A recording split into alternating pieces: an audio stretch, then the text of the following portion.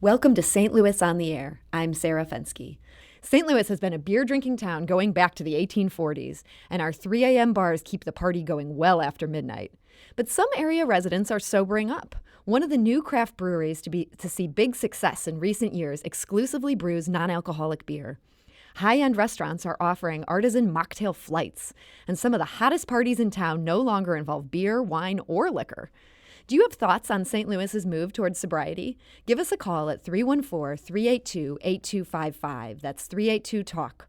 Or you can send us a tweet at STL On Air or email us at talk@stlpublicradio.org. Here to discuss the city's growing number of booze-free options is Nicole Dawsey, Executive Director of the National Council on Alcoholism and Drug Abuse. Nicole, thank you for coming here. Thank you for having us. I know your agency started hosting something called Sans Bar STL. It sounds kind of like a club or a cocktail party, only there are no cocktails, no drinks whatsoever. Is that an accurate description? Absolutely. It's a bar without the booze. Now, you must have thought, or at least maybe I'm just the one thinking, no one's going to show up for this. But that's not what happened. That is not what happened. So there's a national movement called Sans Bar, and it's based out of Austin, Texas.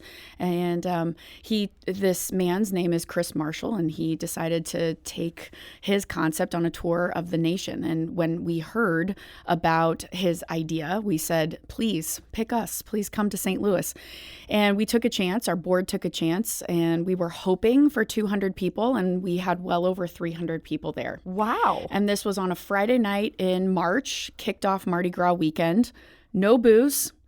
Plenty of AF or ZP, that's alcohol-free or zero-proof drinks. Fun, inclusivity, camaraderie, but zero booze. And people were staying. They didn't just stop by and leave 10 minutes later. No drinks here, I'm out. It surprised me too. We had enough things for people to do so that if they felt awkward or uncomfortable, there would still be we had some fortune tellers there. We did it at Third Degree Glass Factory. So we had a great space. Yes, it was amazing. We had music there. But very soon, people just legitimately started connecting. Most people who go out to a bar or to a club, they're looking for a connection, atmosphere, energy. The alcohol just is sort of an added thing there. And what we did is we just removed that piece and still saw the connection. And we had to kick people out at the end of the night. It was pretty incredible. Wow. And so we're doing it again. We are officially licensed owners of Sans Bar STL. And so we are working on finalizing the plans for our next pop-up sober bar. And that's going to be in October at a location to be determined. But the really cool thing is that event, this concept, is not just for people in recovery. I personally am not in recovery.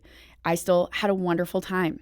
It might be for people who are sober sometimes, people who drinking for them is a matter of life and death. Maybe somebody's pregnant. Maybe they just don't feel like drinking. Yeah, and take a night off. They just wanted to take a night off. So it was a really inclusive space. And I couldn't believe it, and we cannot wait to do it again.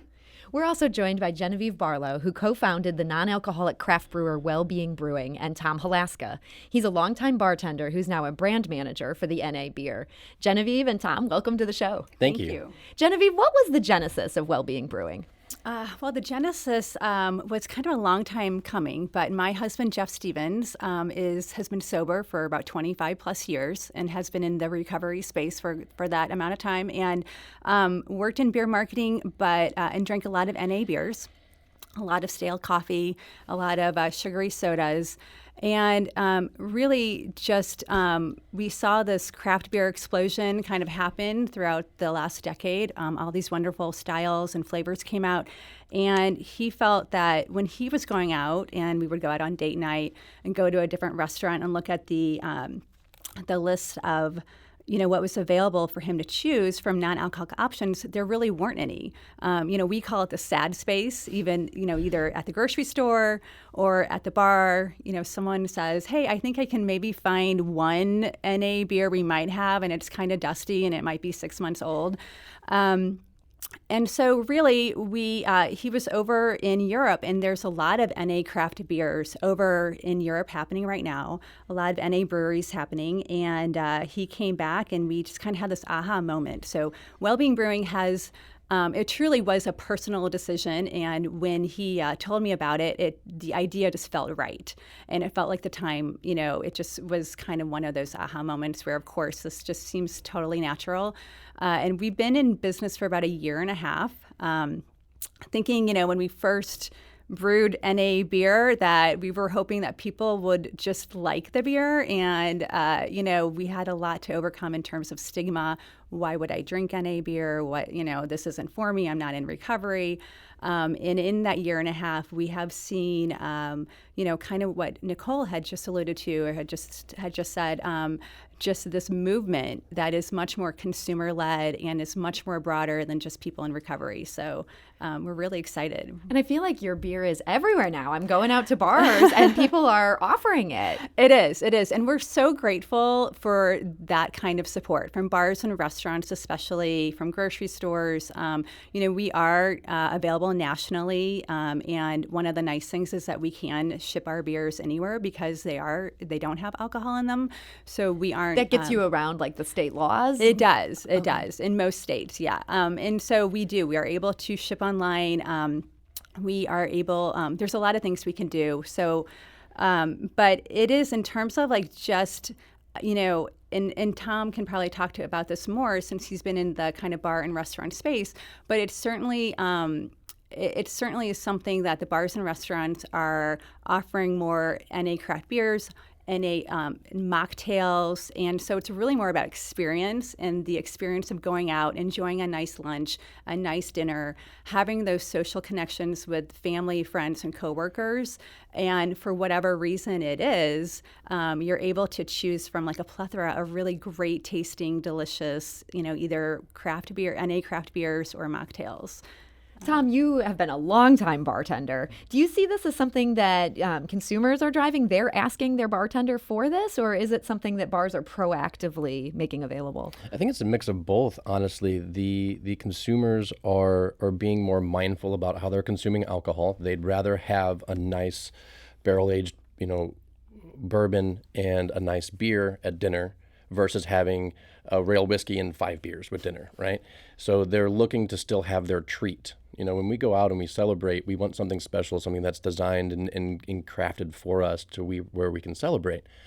We've been taught through advertising and the media that we need to be drinking alcohol to have fun. Mm-hmm. And I think what people are realizing is, no, that's not necessarily true. I can go out and still enjoy that whiskey that I really enjoy, but then also there's these craft zero-proof cocktails and NA beer that I can enjoy and participate in as well. And then the bartenders and the restaurants and the bars are picking up on that and saying, oh, wait, there's another point of purchase here. There's a group of people, in recovery, drinking, not drinking, whatever decision they're making that day not to drink.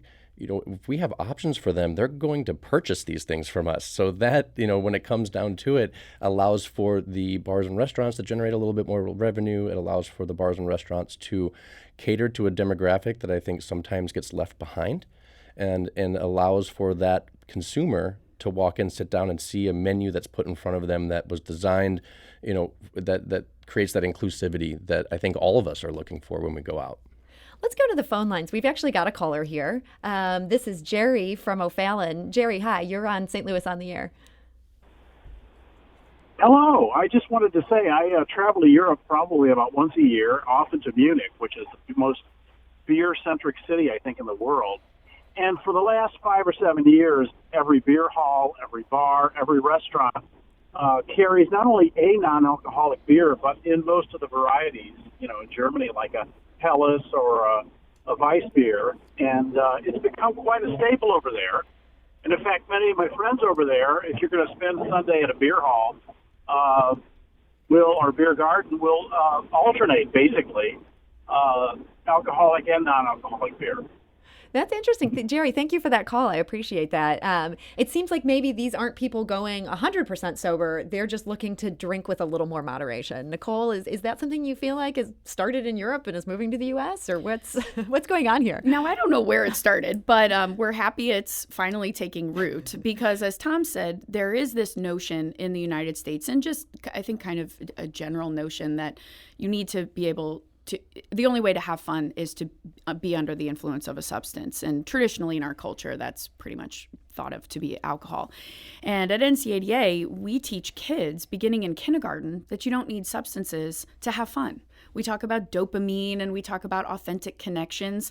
And somewhere along the way, as we get to be older, we sort of lose a little bit of that. And we think that the way to connect with somebody is over a glass of wine or over dinner and a drink or at a happy hour. And that's how you network and make professional connections. And it seems like a really nice synergy of everything that's just happening around wellness in general. I mean, people are more concerned about what they're putting in their bodies. They're more concerned about how they show up and what their brand is. And are they being authentic and are they making authentic connections? And at the same time, there's this movement to say, should we be imbibing maybe as much as we can or do? And so there are folks who do alternate and will have an NA drink or will have then a cocktail with alcohol in it. But that's also not anything necessarily new. I mean, people used to alternate water and beer or water and a drink. But now the stuff they're alternating with tastes good. Tom, I know you yourself, you stopped drinking entirely. Is that about a year and a half ago? Yeah, a little bit over, yeah. What was that like being in the industry and making that choice? Did you face blowback from friends, bartenders? That's what I thought I was going to get. I imagine, yeah. I made my sobriety very public through social media because I needed to be, I wanted to hold myself accountable, but also when I went to go visit my friends that were working, I didn't want them to slide a shot of whiskey across the bar before I even got in the door, which is typical, right? So when doing that, I thought, wow, where's my place going to be? I don't drink anymore.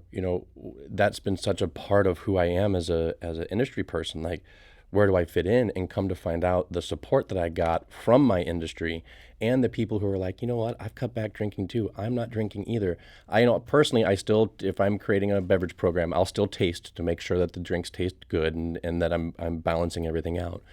But when it comes down to it, working when I was my last job at the Monocle, turned out that every person on that staff was sober. None of us drank. Wow. And I've never, in 20-something years of being in the bar industry, I'd never been in that environment. And what wound up happening is the bar was closed down quickly. We all brought our own food and we're eating healthy and doing all the same things that we were doing, in bars where drinking is kind of acceptable while working, but in an atmosphere that was a lot more productive. So no, overall, the industry was overwhelmingly supportive of my choice. And I think it's kind of helped in a way spread that across St. Louis of, hey, let's throw some zero proof cocktails on our menu. Let's see what happens.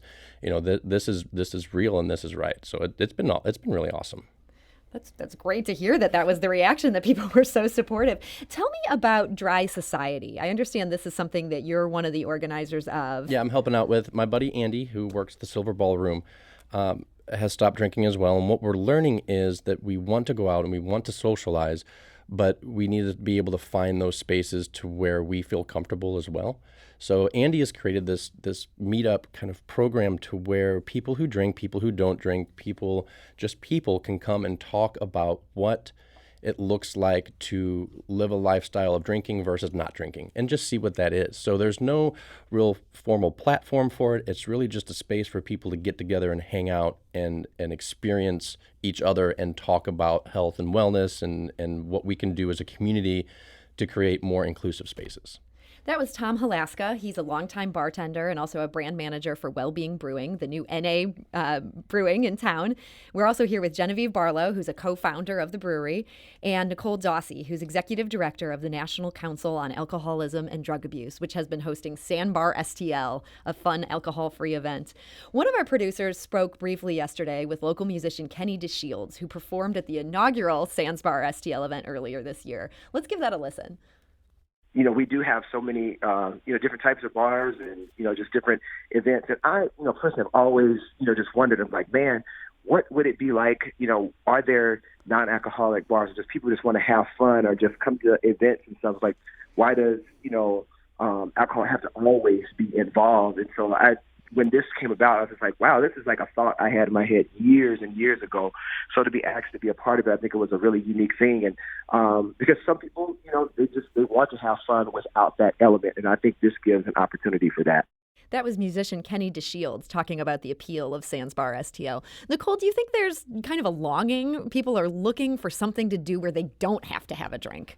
Pardon the pun, but yes, people are thirsty for this. I mean, I think that shows, I think that shows up in the fact that this effort is happening all across the country. And I think that because we are in the shadow of so many breweries, and that's always been a badge of honor for St. Louis. I mean, I think we're sort of ground zero for this. I do think people are thirsty for it, as evidenced by the fact that well-being has exploded. The fact that there are so many opportunities. I mean, you're highlighting a couple here today with Dry Society and Sands Bar and Wellbeing, but there's many others. I mean, the fact that we are on a half-an-hour radio program having a conversation about not one option for alcohol-free fun. And yes, those two things can go hand in hand. But then we're not talking about one option. We're not talking about two options. And we're talking about a multitude of options for people who have been faced with the dilemma, how do I have fun now that I'm in recovery? Or I cannot have a sip of alcohol. That is a matter of life and death for me. And there are those people out there. I mean, this is something that is just unheard of for them. And it's really exciting. It's an exciting time.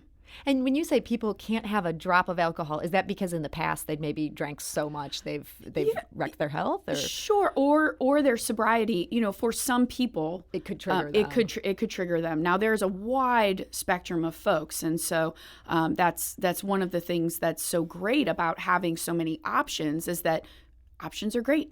Everybody wants options. So for me, again, I mean, I don't really love sugary drinks. And so the fact that Sands Bar has some other alcohol-free beverages that aren't sugary, that gives me an option. There are some people who a sip or even just being around it, walking into a bar, would have never been an option for them. And then there are other people who absolutely. I mean, this is a choice for them. So I think the fact that we have such a broad spectrum in St. Louis and so many available options, I mean, it's everything. Tom, I thought it was interesting that I think the first Dry Society event, you're actually having that in a bar. Yeah, so that's the idea. So the idea is that there is a huge community who is, once again, just being more mindful about how they're consuming alcohol. And being able to have events and have them in bars and keep people moving and functional within inside of society is super important. You know, we do have the people that are in recovery who can't walk inside of the bar. So having spaces for them is really important. But there is a broader community that encompasses that does go out to bars, does, you know, is okay with being around alcohol and with people who are drinking. So what we're able to do in St. Louis is there's this global movement of health and wellness, and it's come to the United States, and I think that St. Louis is kind of the heartbeat of that, to where we have a space like Sands Bar that really focuses on the recovery community, and then we have places like Synergy Elixir Bar, which helps out with the wellness community, and we have bars that have zero proof cocktail menus, and we have all these different aspects for people, and creating a space like Dry Society to say, yes, we are going to have this at a bar. This bar supports people. It supports inclusivity, so we want to have it there. And we're gonna move it around and do it in different spots, and sometimes we'll be in a bar, sometimes it might be a float trip, sometimes it might be rock climbing, you know, so showing that there is a multitude of things for people to do, that they don't have to exclude themselves from interacting in the bar scene, that they can still participate in that and navigate the world just the same, just without alcohol. Let's go back to the phone lines. We've got a caller, Tim from Edwardsville. Hi, you're on the air. Hi, thanks for having me. I appreciate it. So this is something that I know myself and a lot of people that I'm in recovery with have been challenged with, I guess you could say, over the years. I've been sober myself over 14 years, and you know, you're right. They pull out the dusty NA out from the back corner of the bar, and there could be almost anything growing in it, or you have to go. I've had that. I'm sorry.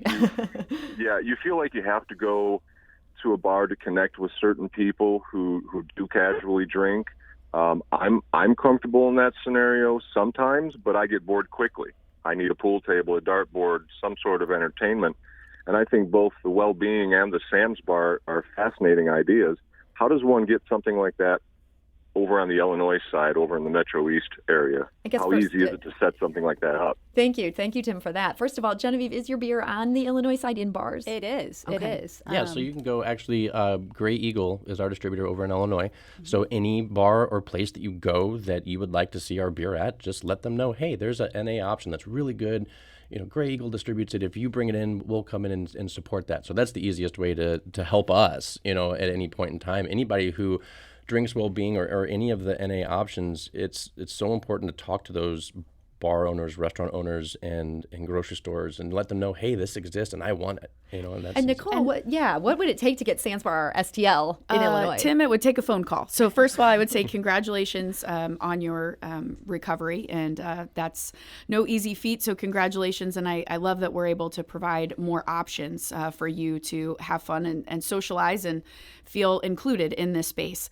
The great thing I think about Dry Society and Sandsbar is that at this point, neither are tied to a brick and mortar location. So right now our first Sandsbar event was located in the city at Third Degree Glass Factory. Right now we're looking at something a little bit more mid-county to attract people from the county who, hate crossing over certain bridges to get into the city, and so we're trying to be more mindful of that. And it certainly seems like the next one might be in Edwardsville or on the Metro East. So I would say reach out to us at thewellnesscouncil.org, and we can see about setting something up on the east side. Nicole Dawsey of the National Council on Alcoholism and Drug Abuse, thank you so much for joining us today. And Genevieve Barlow and Tom Halaska, thank you both too. Thank you. Thank you. This is St. Louis on the Air on St. Louis Public Radio, 90.7 KWMU.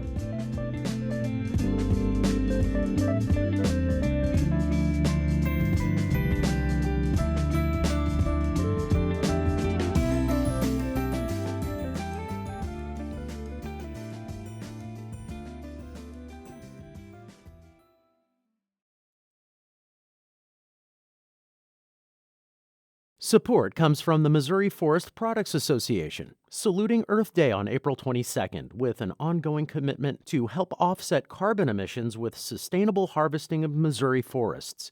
Details at choosewood.com.